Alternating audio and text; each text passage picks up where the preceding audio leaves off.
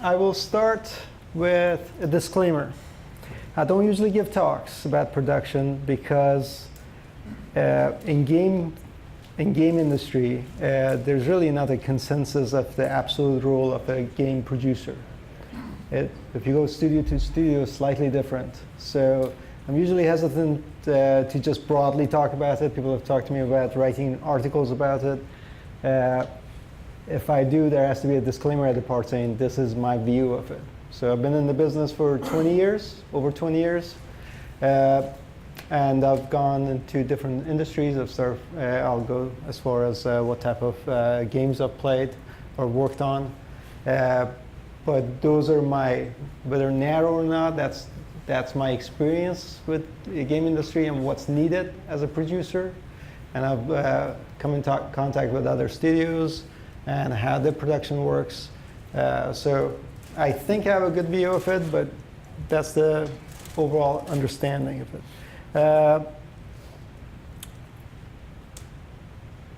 Now, nobody here knows me, which is good and bad, but I'm pretty opinionated as far as what production should be. So I'll surface that during our talk. Let me just start just briefly saying who I am. My name is Mahad. I work at Mahad Ansari. I work at Game Circus. It's a mobile company, independent mobile company, successful enough to do publishing of their own. We have no outside influence, which is a rare entity to some degree. I've been around long enough to appreciate it, where all the decisions are made in one room, one studio. You don't have to go outside. Even if you're part of a big publisher, you still have to check back and forth with the parent company. So that really helps production because there's not that delay to get answers and going forward. Let me see. What do I do at Game Circus? I am the executive producer, and what that means is I manage the production team. I do macro planning, so the producers on a team. Mobile is small enough that you just roughly need one producer as far as the type of games we do, which is casual. We do one producer per team. We have 3 teams going. We stagger them, so almost every week something goes out. Everyone has a 3-week cycles. If it's an IP development, it's a longer development, but there's milestones in it. We have our own QA team, we have our own publishing team, and then as far as production goes, we have 3 producers, 1 per each team, and an art producer for content. And the art team provides for all the teams that are going on. So and it's really, that's not an easy thing to run. That's the efficiency of production that allows that. To make sure, and this is not a studio where we promote crunches or late nights and what have you. So to balance that requires lots of planning. And planning happens on 2 fronts. On my front, I look at the macro plan and look at what's coming up, make sure there's no major issues happening, no conflicts as far as deadlines and what have you. I communicate that to the producers, and they plan for micro and agile and what have you. So for most part, in ideal situations, they are upfront. They're planning for 1 to 2 milestones or sprints, which is 3 weeks each. So my job is just to be the scout long term, and because I'm old enough to know better, I'll give them a heads up if I feel there's going to be conflict coming up. What does Game Circus do? I don't know how many people are familiar with it. Game Circus does casual games, and they were formed in 2010 when the mobile market wasn't as it was simpler times, I would say. 2010, you didn't require as much to push a game out, as much money, and whether they were lucky, the founders, there were just 4 guys living in an apartment. They made their first game, and their first game was Coin Dozer. And it became a massive hit. Still makes money to this day, so 7 years on, which is an unusual thing. When I first looked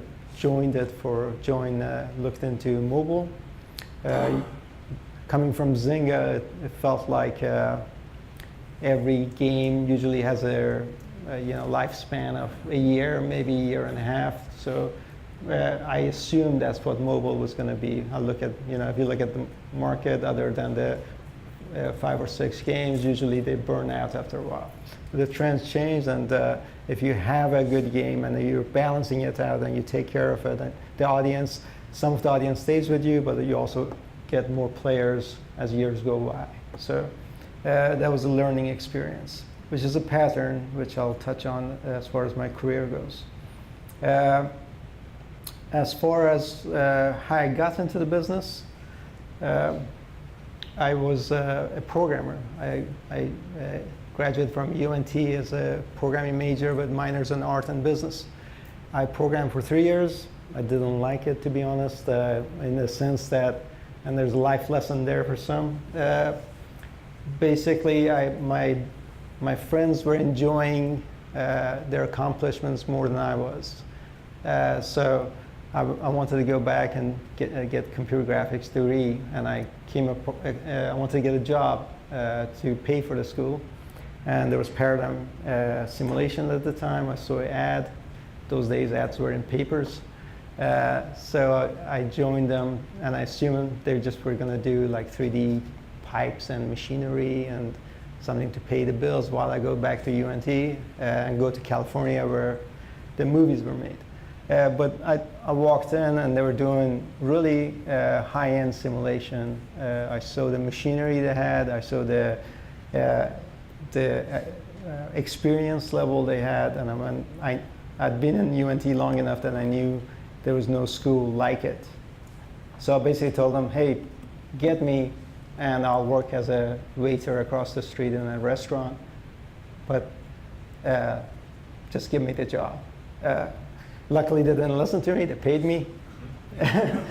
So it was a great learning experience. I worked there as a 3D artist, making simulation for flight simulation, military simulation.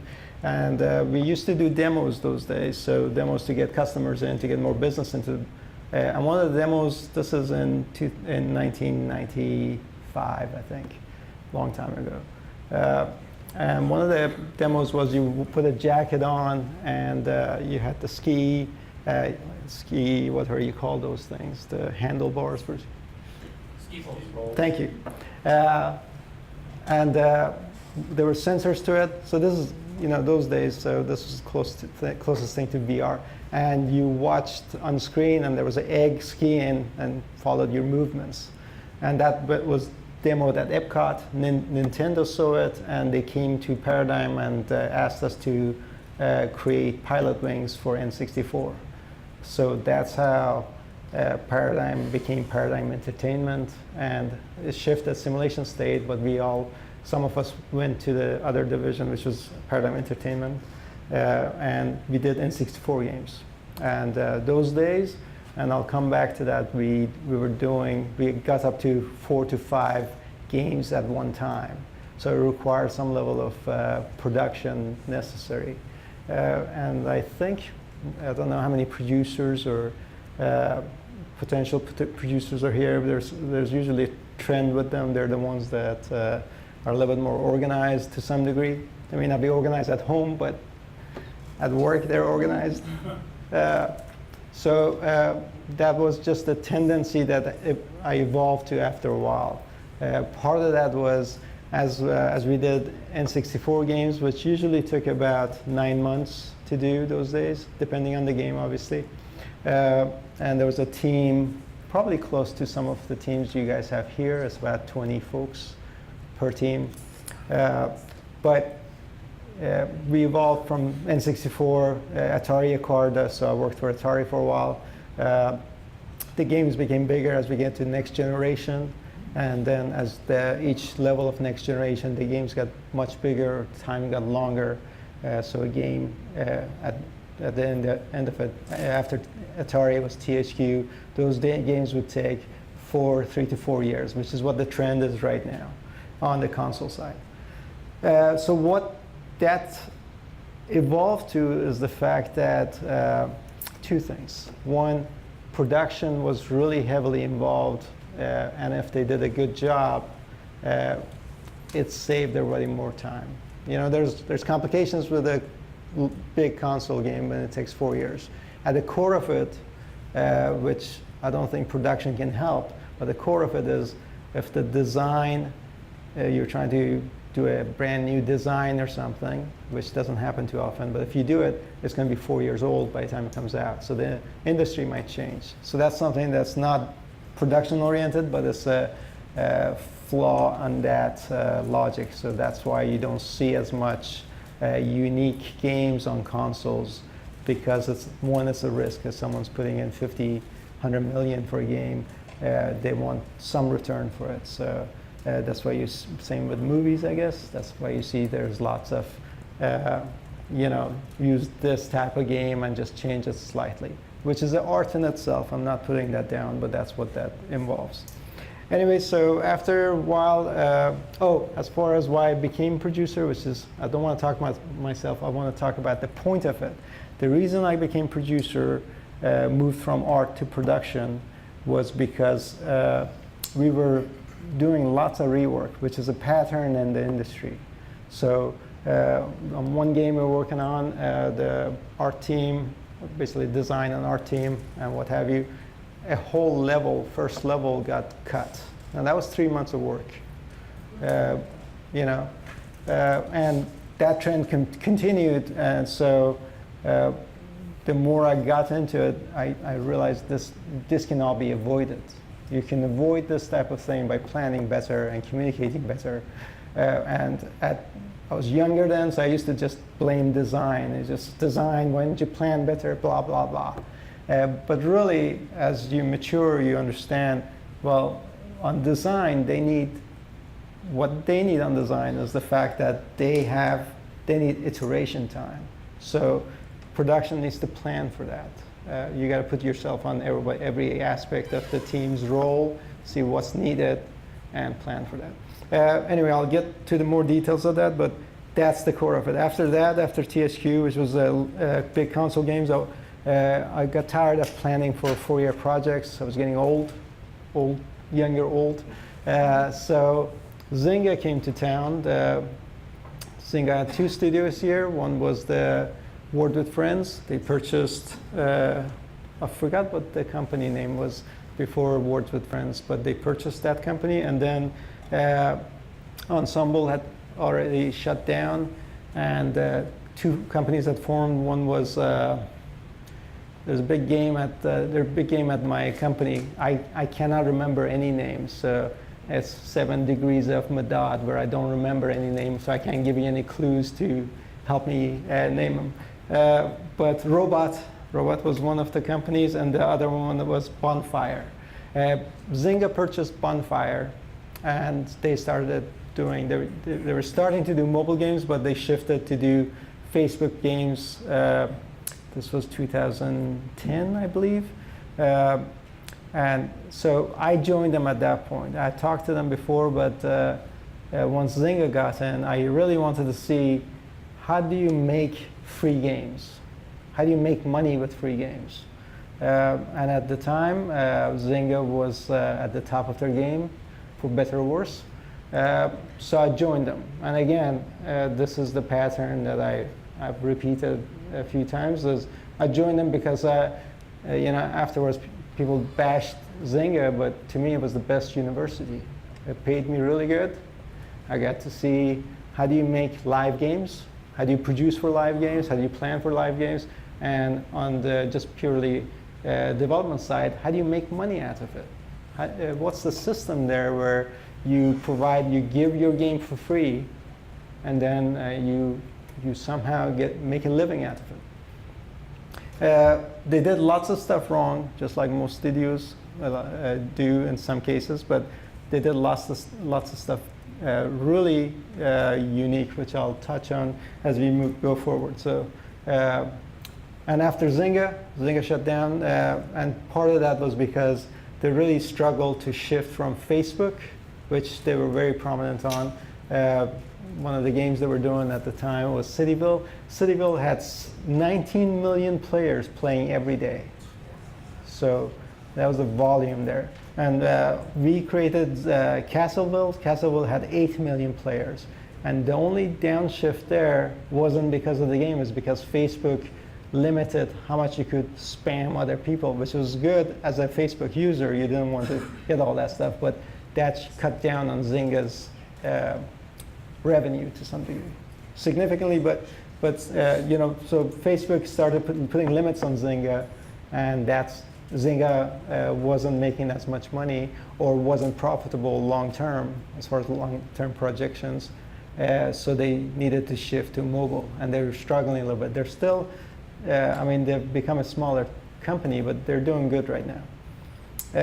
And as far as, that's my assessment, obviously. I'm not a business major. So I was trying to get out of that slide with Mahad on it. So what's a game producer? What's the definition of it? I looked this up. And a game producer basically says a game producer facilitates game development, supporting the team so they can be productive as possible. That's very true at its essence, but what does it mean? There's some level of vagueness, and that's where if you go, depending on the studios you go to, and the structures you join as a producer, they vary greatly. Let me see if I have, what's the next one? So what are the duties of a game producer? A game producer expertise range from managing schedules, managing budgets, managing the dev team, managing content, liaison with outsource, if you're a publisher, liaison with a publisher, if you're outsource or a small company, liaison with licensors, which is a pain, but useful, and extra. Production duties vary depending on what type of game, what type of studio. So if you're making console and AAA titles, that's a different method you approach of producing large teams. Usually those are massive teams. The production takes a long time. If you're mobile, there's a range there depending on what type of games you're creating. But mobile is closer to the N64 days, where it's smaller teams, 6 to 9 month projects. And you have AR and VR, which is the next flavor of technology. And they depend on what type of games are created there. So the next layer of what a producer, how it affects the production, is the scale of the game. So you had the type of production, you had this type of studio, but the scale of the game is important. So if you have a AAA title or a MOBA, which I don't have experience with, so I'm not going to go into it, and mobile mid-core, and large social games, those are a larger production. For most part, like when we were doing Castleville, that was about 120 people in a team. When we were doing console, that was about 90 to 100, and the average across the studios in town were about 120, 140 people on one team trying to create that. And usually the production goes anywhere within 3 to 5 years nowadays. Smaller production teams, my experience has been casual games or mobile games, and that's sort of back to the basics for me. It's about, I was just talking to Christopher. A couple of years ago, we did a game, Brick Breaker, and part of that goal was trying to make sure we could, as a company, we could deliver a game from scratch, a new IP, within a certain boundary without doing crunches or crazy times and what have you. And we created a game, and the full development was 3 months, 12 weeks. We had a month of pre-production, pre-viz, and then it went to soft launch. And soft launch, really, the development team is mostly done at that point. It's mostly, you might leave a smaller, much smaller team, maybe one coder. Art would be shared at that point, the art team. And then they just support using to see, if the players are getting stuck in any level and what have you, what IAPs are selling. But at that time, the core teams already moved on to other projects. And so that's roughly, that was, to me, that was the smallest, but then mostly it's around that time, 9 months and what have you. The typical game development pipeline is you have previs, pre-production. You have the development cycle, which has milestone in it. That's the longest portion of it. And you have alpha, beta. You have launch or live. At that point, you've gone to a live game and supporting a live game. That's the general brushstroke of it. The one thing I wanted to share that has anyone created live games here?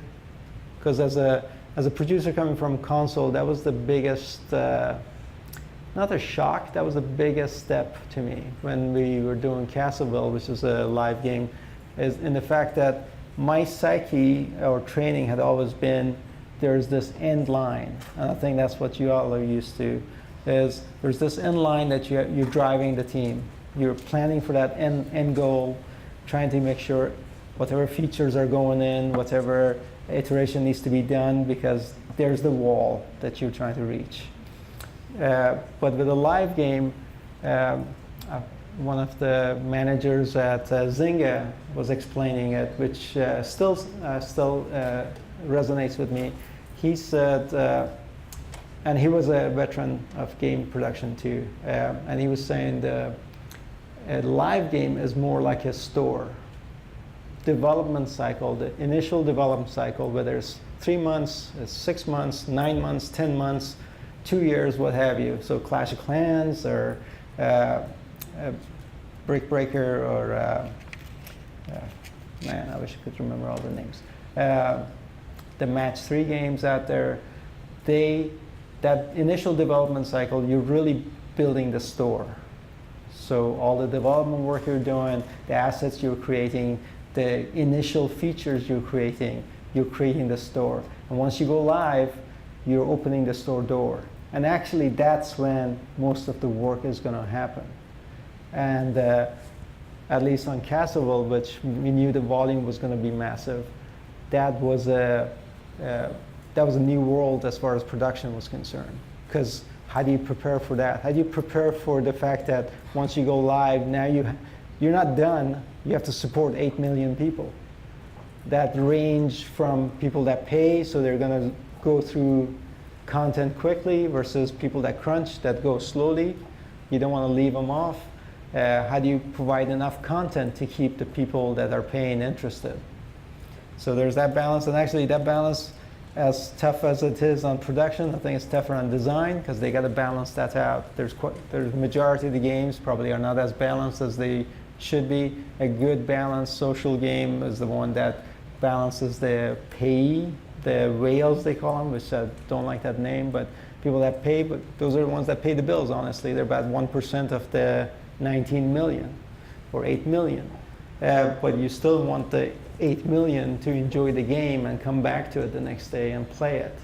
So that's a design course that I'll let a designer explain.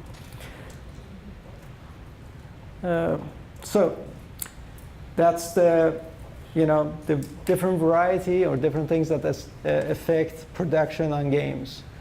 What's the core trait of a game designer? I used to have an asterisk on this because this is my interpretation of this.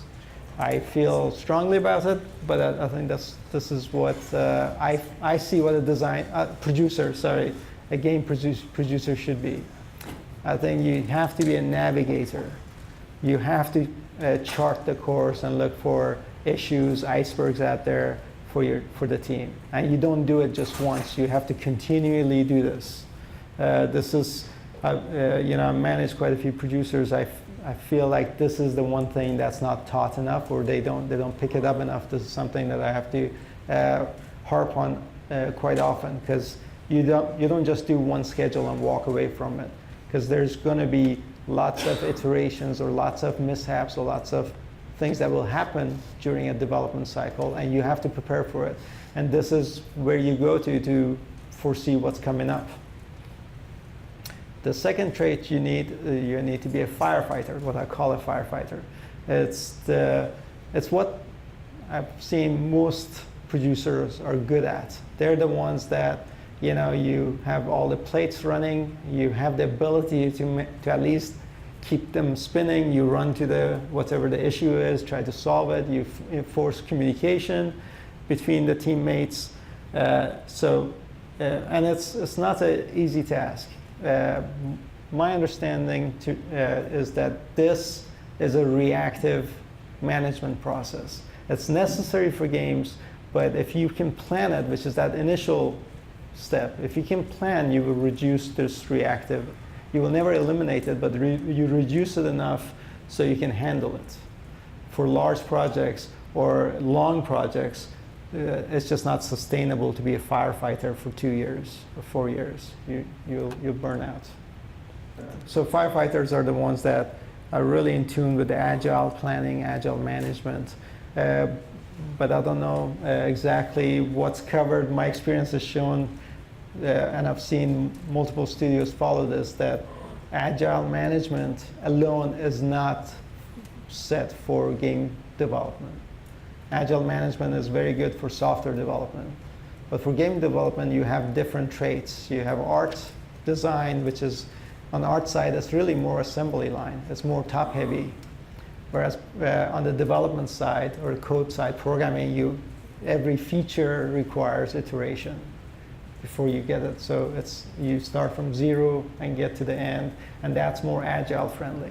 So you have the agile and waterfall, and you really need to marry the two and use them as tools as you go forward. This is the same firefighter, just like the picture.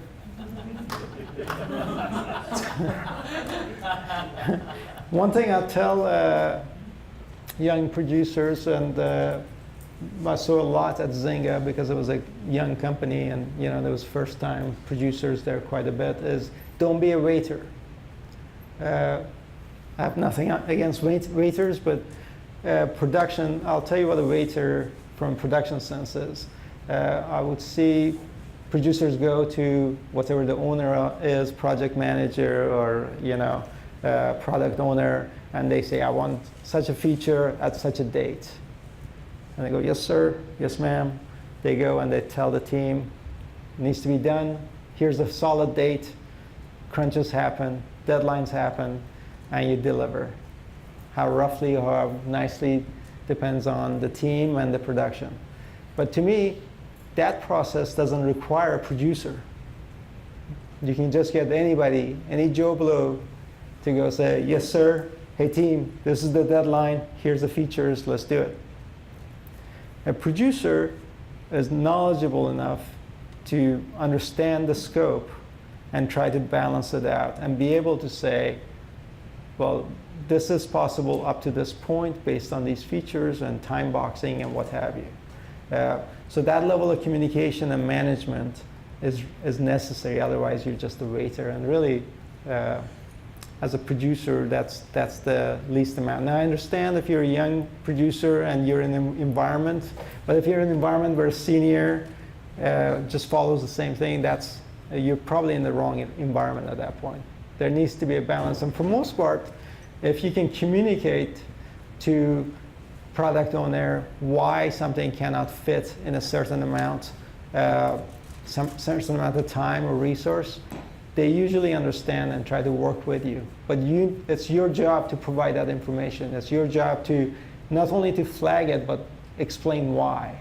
And part of that explanation is the planning side of it. You're saying this doesn't fit because of these reasons. And as long as you show it, I've never had problems whenever I've done that. Key goals for a producer. I always remind people in the team, no matter what their skill set or their discipline, to keep it simple. I mention that to design a lot. We, as human beings, as developers, have a tendency to, especially gamers, we want to do a better job, do a better game. But if you've already signed up for a certain amount of time, there's only so many things you can do, and that basically becomes feature creep if people try to complicate things. So I always remind people to keep it simple. Define MVP. This is a terminology I picked up from Zynga. It stands for minimum viable product. So whenever there's a feature coming up, it's a producer that needs to talk to the designer or the owner, whoever the owner is, saying what's the MVP? What's the minimum that needs to be done but still keeps the integrity of this feature? So beyond all the bells and whistles, but there has to be some bells and whistles that they might sign up saying that's necessary. So that's your MVP, and if you do a little bit above that, that's fantastic, but what is the MVP so you know what the line is for the production? And then the second question I ask, other than keep it simple, but it's related, I ask, is it needed and why? There has to be a justification if there's additions to a feature or there's additions to any type of, adding a new feature or feature creep. For most part, people, especially people who have been in the business for a long time, they don't just want to add stuff. And usually they want to add stuff because they see something. We do playtest or user testing, and if the user doesn't understand the gameplay or the flow, they want to add stuff. So, but you have to, to filter it as a producer, you need to ask why. Why is this needed? Why is this character needed? Why is this feature needed? What have you? Be prepared, which is the harp on do planning. Catch issues before they become problems. Part of the planning that has always saved me, and I've noticed it in production, is if you give the team, the owner, the designer, what have you, if you give them enough time and a deadline, they react to your ask much better than if it's a last minute. So if you say, we're not going to be able to make 100% of this feature, and if the feature was due on a Friday and you tell them on Thursday, you're not going to get a yes. It's going to lead to crunch. Or something has to give. That's a bump in the development road. But if you're planning ahead, and this is scheduling using whatever tools you do to plan ahead, you're giving your team a heads up. And people react to that because they have time to work around the problem.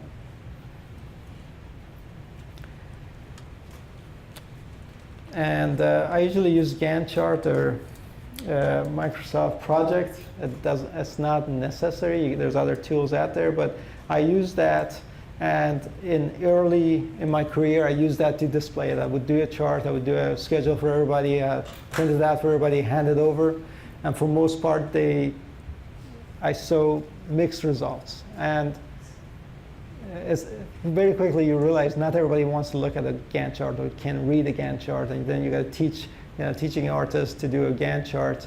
Not that they don't understand it, it's not in their psyche. So depending on the team, depending on the group, the Gantt chart, I always say, is the thing behind the curtain. You can use it as a tool. You don't have to display it. Find a way to communicate to the team. Use the Gantt chart to do iterations, to chart new courses, to see where the icebergs are. That's your tool to see where we're going, get estimates, do approximate on the estimates, and see where it's landing.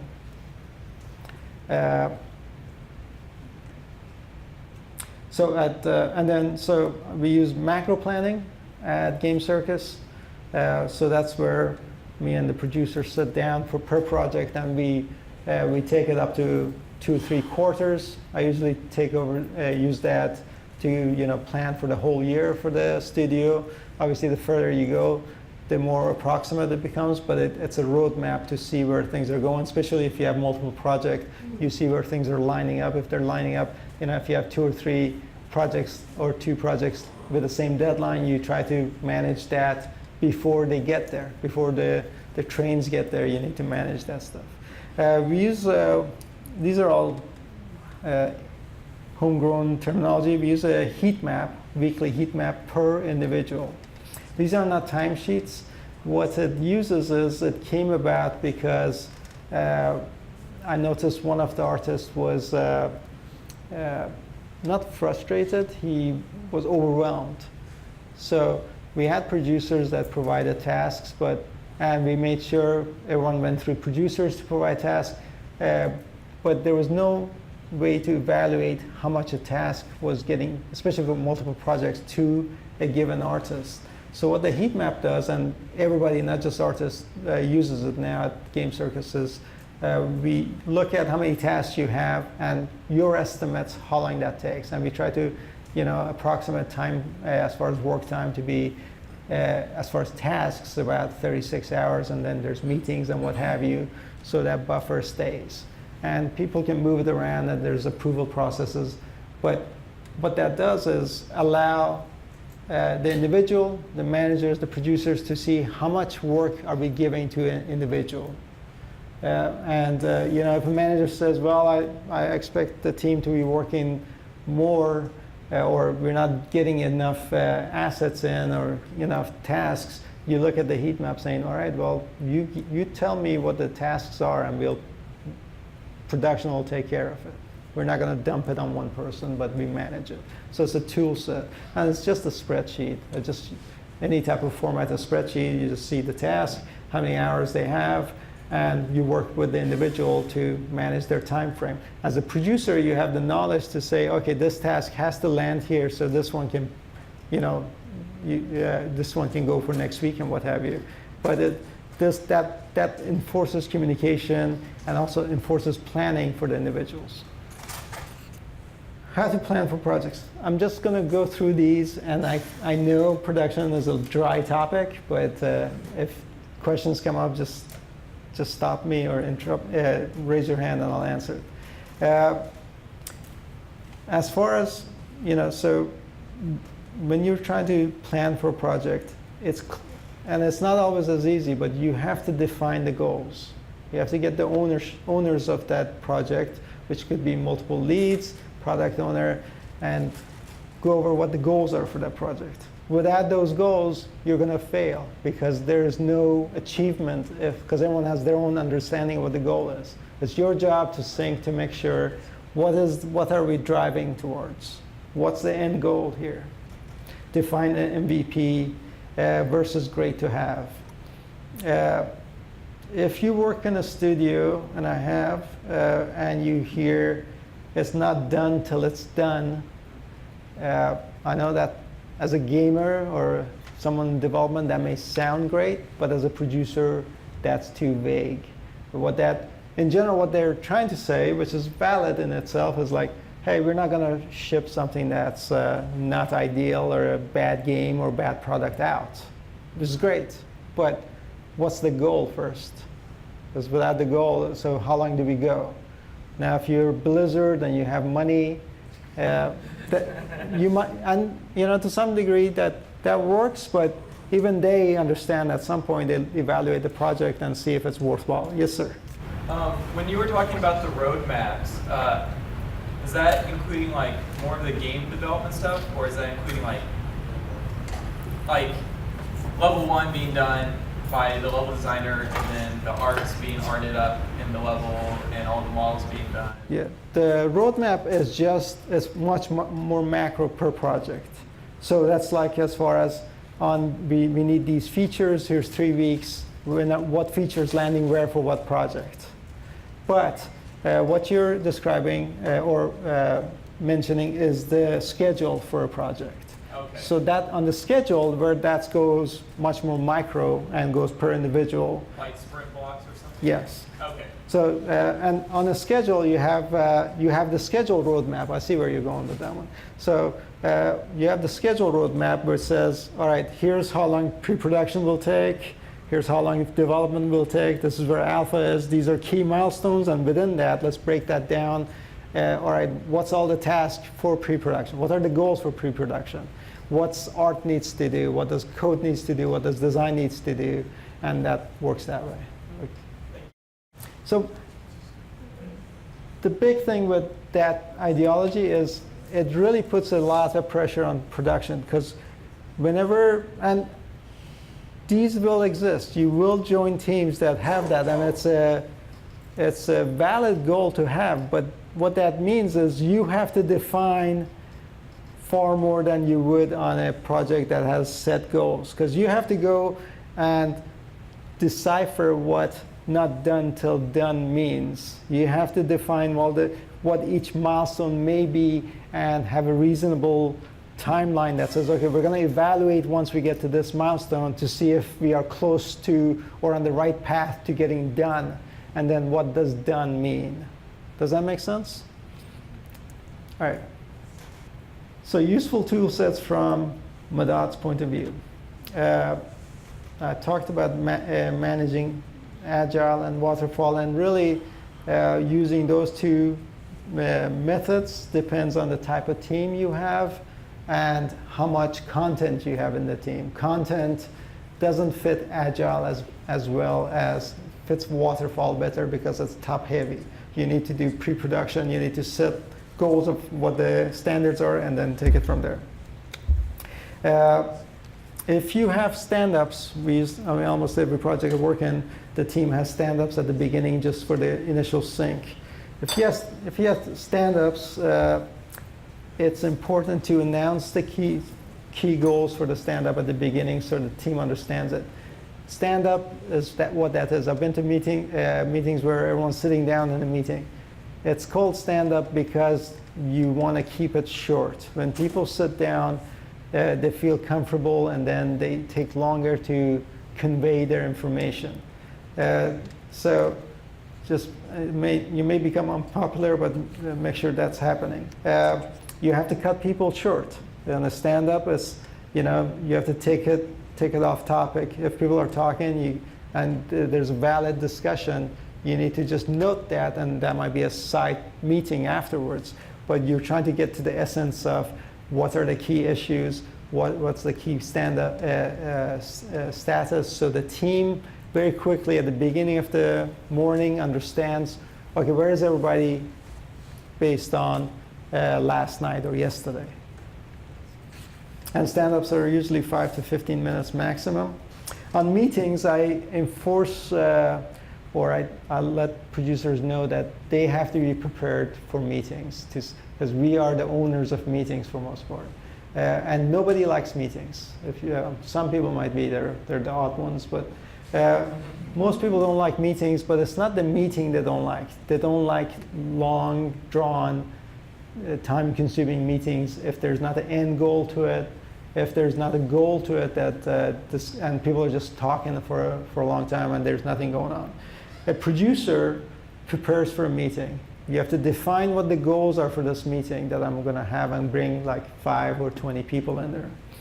At the beginning of the meeting, you need to go through those goals. Here's the topic of this meeting. What that does is, if anybody goes off that topic, even if it's legitimate, that you just take note of that, make sure they don't go off topic, and have another meeting if need be for that with whoever is needed, the key individuals for that one. And then at the end of it, obviously you're taking notes, or at least making sure somebody's taking notes. At the end of the meeting, you have to go through action items and make sure who's assigned to those action items. If that doesn't happen, that meeting has been wasteful. If you're just having a meeting and there's no action item or there's no end goal to it, then it's just an announcement. That shouldn't be a meeting or anything. At least, as I said, that's been my experience. Always do a playtest.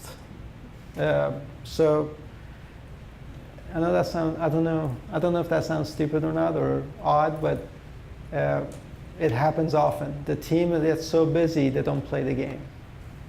This happens a lot in my career.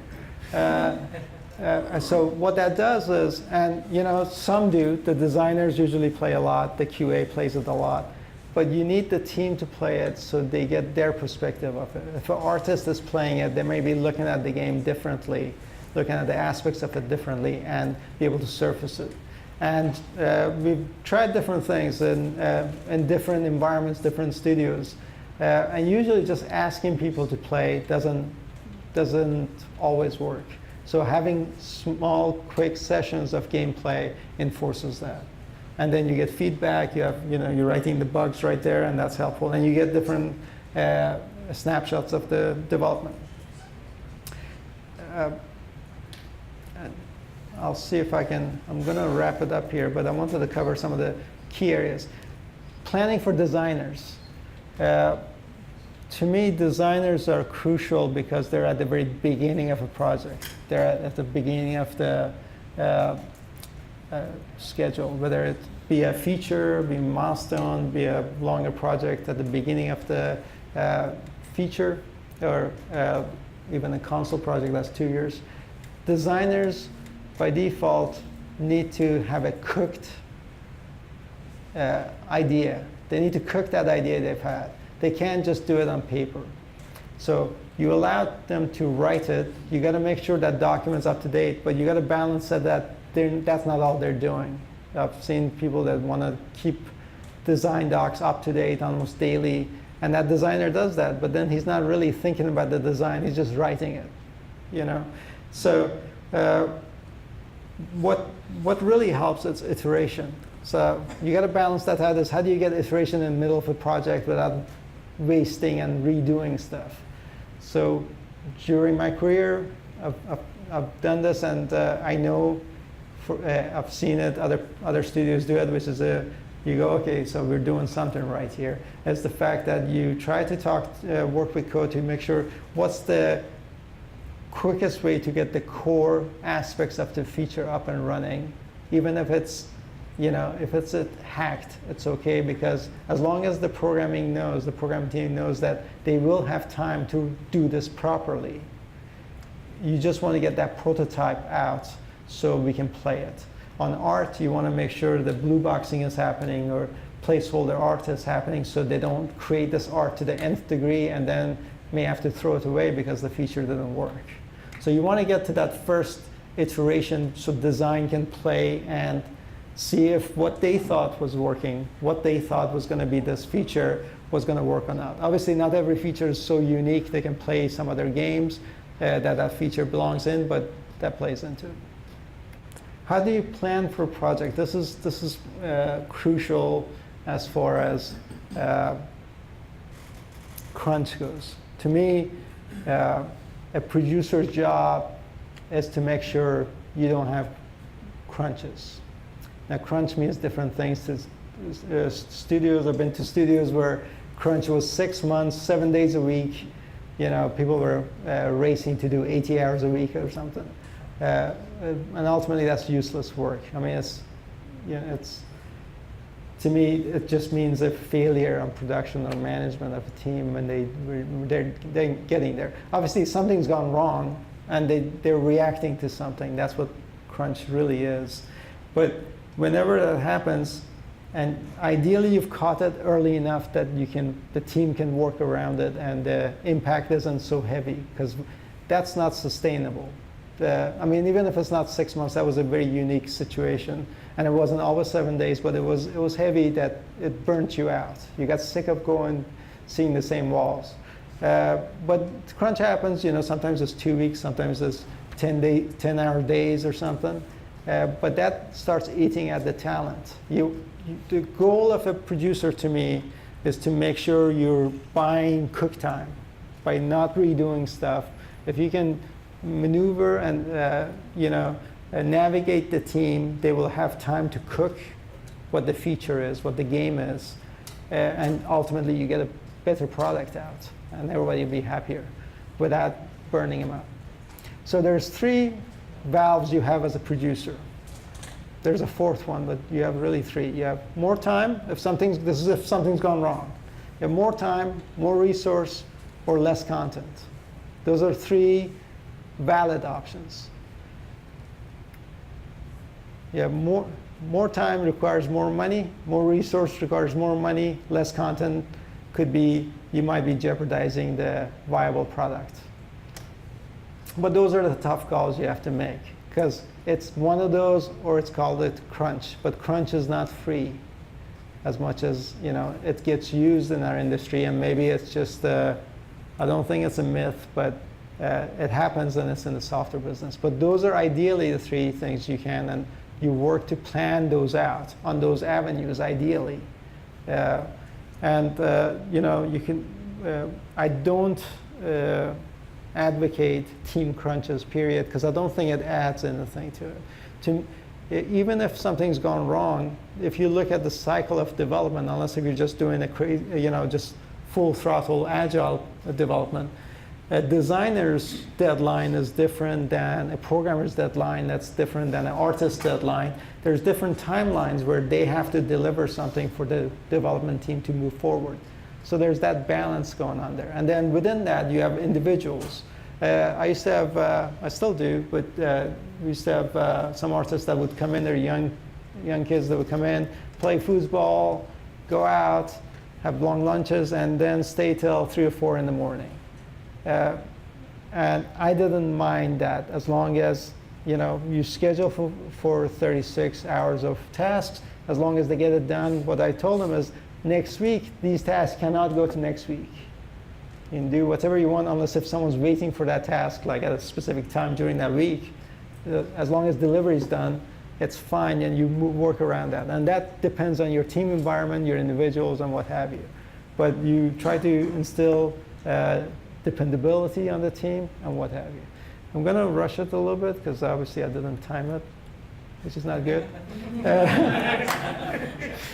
I told Christopher I had 1 week, but there was quite a bit going on at my work. So, this, as far as providing cook time, it was necessary. Now, as far as I talked about design on programming, the big thing across the board when you're planning is I think it's very tough to get estimates from individuals, especially programmers, because and it's not because of personalities, it's, their work is different. On artists, when you're planning for artists, really you got to give them time to set the goal for pre-production, pre-visualization, and if on all the key asset types. If they've defined that, you have a smoother development cycles, because then at least they understand, okay, this character, this is the level of quality we need, and then you provide assets for them to create it in pre-production so they get a sense of how long it might take, and then it's assembly line to some degree and goes forward. For a programmer, it becomes these different features that they have to sort out per. But I've had a tough time trying to get estimates from multitude of talent. And what's helped is you ask him, let's say you ask him, how long does this task take? And there's 2 types of individuals. There's the ones that are very optimistic, so they give you a time and then they can't meet it, and they put a lot of hours and get burnt out.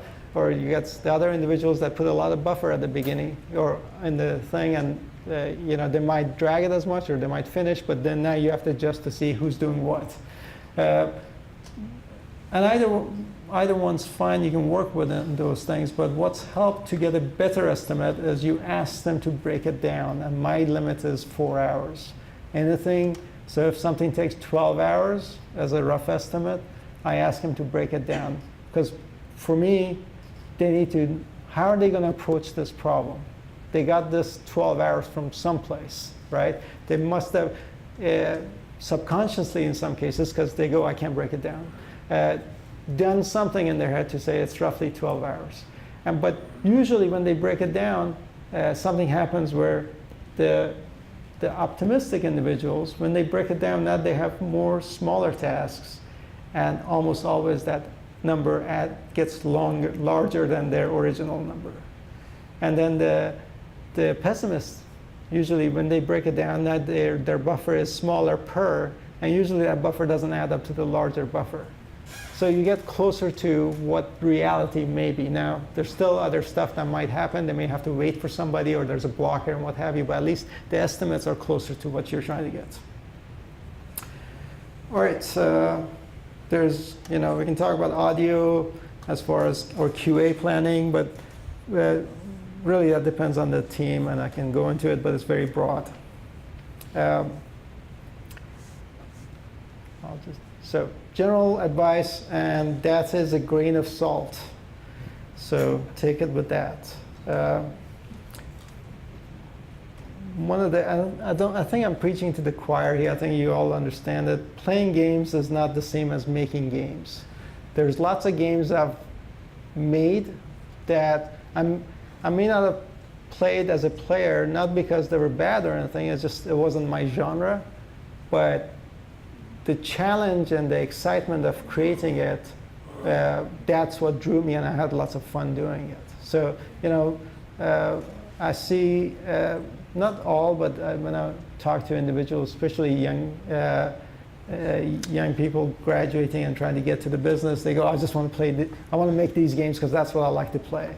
It's not the same thing. As far as a professional, there'll be different things that will be challenging and interesting to you when you create that type of game. As with any goal, and not just in production, find stuff you like to do. So that's where I shifted from programming to art and then production. Because if you like something, you will it's almost guaranteed you will excel at it. So find that thing you want to do and go to that business ideally, because it's just natural that you're going to find and excel at what you're going to spend extra time on it and advance based on that. Take jobs as an avenue to learn. So, you know, I joined Paradigm Simulation because I wanted to learn 3D, and I felt that was the best university I could get to, and they paid me, luckily. I joined Zynga. I went from simulation to games because I wanted to learn more about game making, and I learned a lot there. I joined Zynga because I wanted to know how a social free game was made, and I went to the top of the, you know, the top of the game there. That's how they had all the MBAs and experts to do it. I learned a lot. They did lots of stuff wrong as developers, but there was lots of stuff I learned there that was fantastic. I joined Game Circus because I want to see how a mobile game is done, and I'm learning a lot as we go. So I don't think that's something that feels like a grandfather telling people. I'm not that old. Ability, if you want to be a producer, you have to do multiple things at once, and you're going to get interrupted. I had to make this presentation. I enjoyed it because it's one of the rare things where I could put headphones on and go hide somewhere. As a producer, you can't hide somewhere. You have to be in the public to make sure people come to you. And you're not going to be able to focus on one thing because you're going to get interrupted. Your job is to make sure the others can have the room to put headphones on or focus on one thing. So if you want to be focusing on one thing and become an expert at one thing, production may not be that. So think of that. And then lastly, just stay humble.